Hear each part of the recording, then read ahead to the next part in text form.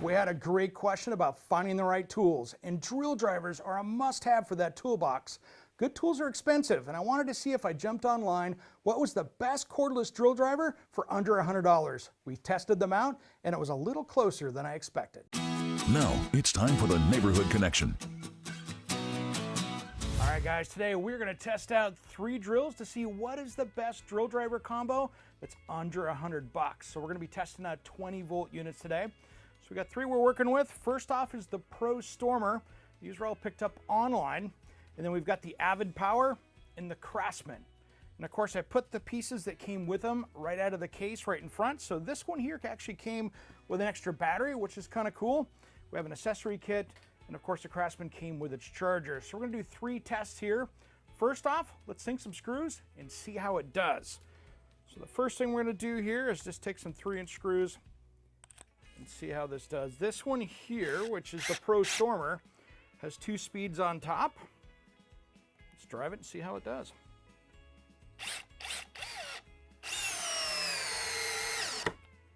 Not too bad. Let's see how the Avid Power does here. Same screw, same wood. Let's try it out.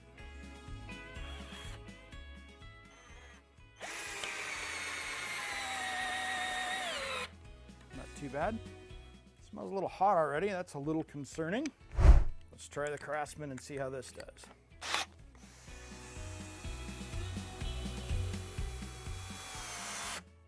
All pretty equal right there. I'd actually give the Pro Stormer here, the first one, that's going to do the best on that round 1. Let's try round number 2. All right, our next step is we're going to take this spade bit and try it out and do about a 1-inch deep hole, 1-inch round. So let's see how it does. These are notoriously hard on drills.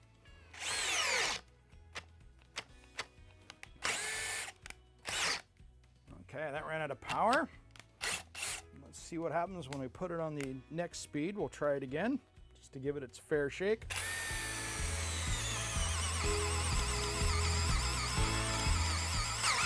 All right, that worked. Definitely doesn't have enough oomph to do it on the fast speed, but if you put it on the low torque, it'll work. Let's try it here. This is a 1-speed drill, so we don't have that luxury. Let's see how it does.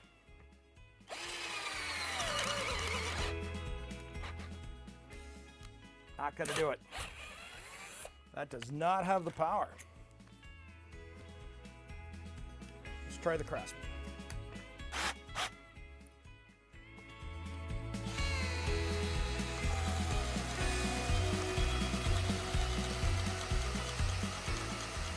Yeah, that was on the low speed, high torque. Let's try it on the other one and see if it does that.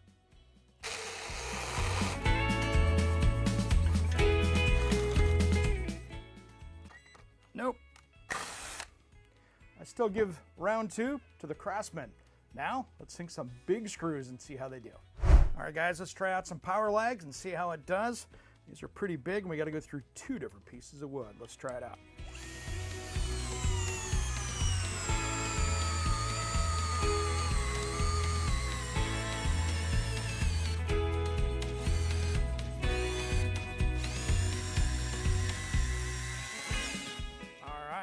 That did pretty good. Let's check out the Avid Power.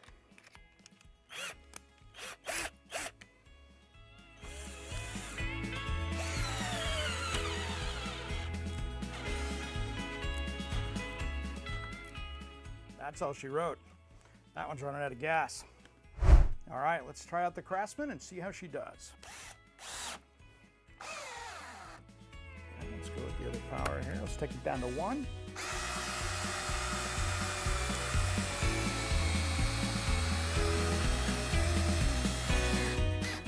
All right. You know something? The Craftsman was the outperformer on this one. It beat the other 2, but that Pro Stormer comes in at a close second, especially with an extra battery. That is going to be your best drill for under $100. We had a Facebook question about using a butcher block in a kitchen. Here are my pros and cons for trying to use it as a countertop surface in your kitchen. All right, we had a great question come in about butcher block countertops for your kitchen. What are the pros and cons of it? And this is kind of a complex question. First, though, let's talk about the wood itself.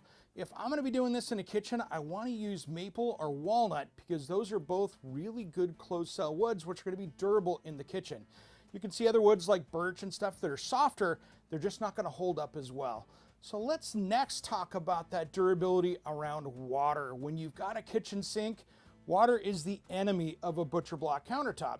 Because what happens is, if you look at this right here, this is basically just a bunch of small pieces of wood that are glued together. And what happens is when this gets wet, especially on an end grain, which could be right next to a sink, that water likes to go capillary action back into here and discolor this.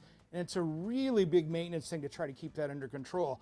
If you're really diligent in a kitchen and you wipe it down all the time, you might be able to pull it off, but it's a lot of work, more so than any other countertop surface. All right, guys, now let's talk about the finish that you put on the countertop, because that's a really big deal. What you want to do is not use one of these polyurethane finishes unless it says it's food rated, so it's got to have an NSF stamp on it. What you want to be using in most cases, though, is much more of a living finish, which is going to be a mineral oil or one of these mineral oil and wax combinations. That's going to repel water, keep things from soaking into it, and keep it nice and sealed.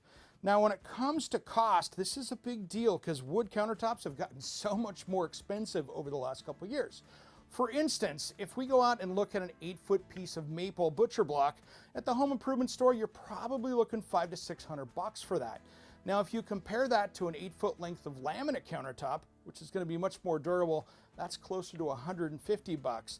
And if you stop in your tile store, many times you can get pre-cut blanks of granite for about $350. So when it comes down to it, you've got wood, which is going to be beautiful, but you've got high maintenance and high costs. And I hope that answers those pros and cons of butcher block countertops.